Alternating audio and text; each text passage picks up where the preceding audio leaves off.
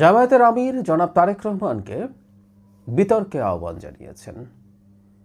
তারেক রহমানের নাম তিনি বলেননি, অপোনেন্টস বলেছেন। সো আমরা বুঝতে পারি এই নির্বাচনী ক্যাম্পেইনে দুই দলের দুই প্রধান কেউ কারো ব্যক্তিগতভাবে নাম নিচ্ছেন না, এমনকি দলের নামও নিচ্ছেন না। এটাকে আমি একটা সৌজন্য বলেই মনে করি।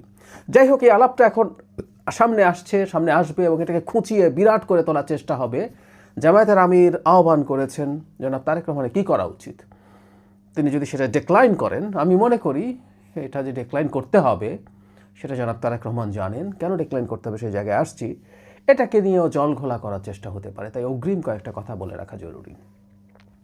এই আহ্বানে কি জনাব তারেক রহমানের সাড়া দেওয়া উচিত? তারও আগে বলি, হ্যাঁ, এই ধরনের বিতর্কের চর্চা আছে। আমেরিকার প্রেসিডেন্সিয়াল ডিবেট আমরা দেখেছি, এবং অনেক দেশে যেখানে পার্লামেন্টারি সিস্টেম আছে সেখানেও টেন্টেটিভ যিনি প্রধানমন্ত্রী হতে পারেন তিনি তারা ডিবেটে আসেন। মানে পার্লামেন্টারি সিস্টেমের ব্যাপারটা একটু আলাদা একটা কারণে।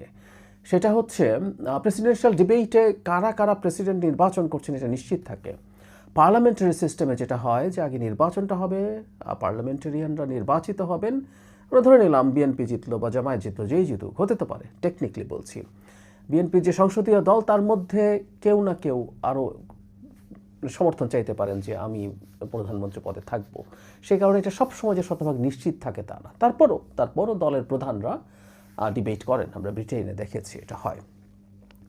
এখন জনাব তারেক রহমানের কি এই প্রস্তাব গ্রহণ করা উচিত কিনা? উত্তর হচ্ছে কোনোভাবেই না। মানে জনাব তারেক রহমান শফিকুর রহমানের সাথে একই স্টেজে ডিবেট করবেন। জনাব শফিকুর রহমানকে সে জায়গাটা দিয়ে দেবেন যে তিনি তারেক রহমানের যোগ্য অপোনেন্ট। কোনোভাবেই সেটা হয়েছে বলে আমি মনে করি না।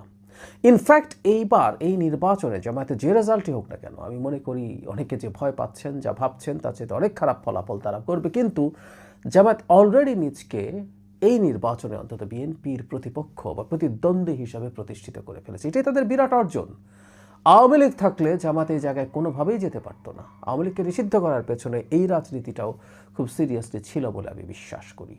আওয়ামী লীগ থাকলে, আমি আবারও বলছি, লড়াই বিএনপি আওয়ামী লীগের মধ্যেই আলোচনা বেশি হতো, জামাত সেখানে খুব বড় ফ্যাক্টর থাকতো না। কিন্তু অলরেডি তারা সেটা দল হিসাবে অর্জন করেছে, যদিও ভীষণ ভীষণ দুর্বল। এই ভীষণ দুর্বলতার কারণেই আমিরের সাথে ডিবেট করে তাকে জাতে তোলার কোনো দরকার জনাব তারেক রহমানের আছে বলে আমি মনে করি। এটা তিনি নিজেও খুব ভালোভাবেই বুঝবেন।